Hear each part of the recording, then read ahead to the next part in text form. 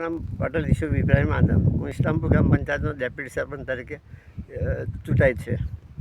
અને ઇસ્લામપુર ગામે લગભગ 2022માં જે દરિયા આપણે ચોમાસાની જે દરિયાઈ પાડો તૂટી ગયેલો, એનું નાળું તૂટી ગયેલું અને ગામમાં પાણી ઘૂસી ગયેલા, જે ગામમાં 3 ફૂટ પાણી તે વખતે હતા.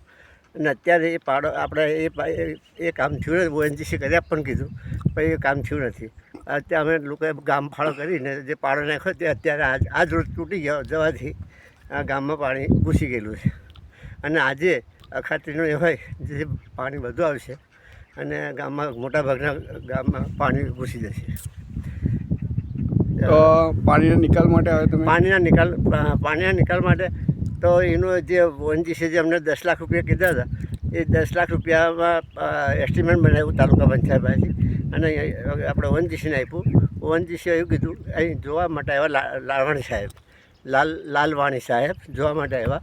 એમણે એવું કીધું કે ભાઈ આ 10 લાખનું કામ નથી, 25 લાખનું કામ છે, તમે બીજું 25 લાખનું એસ્ટિમેટ બનાવીને મને આપો. આપણે તાલુકા પંચાયત પાસે ગયા. હાલમાં કેટલું નુકસાન છે? હાલમાં તો છે કેટલું નુકસાન?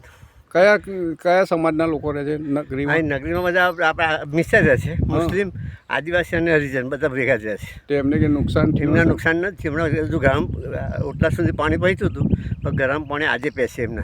જો આ પારા બંધ ના કરાવે તો આજે પાણી એમના ગરમ પેસી જાય. કઈ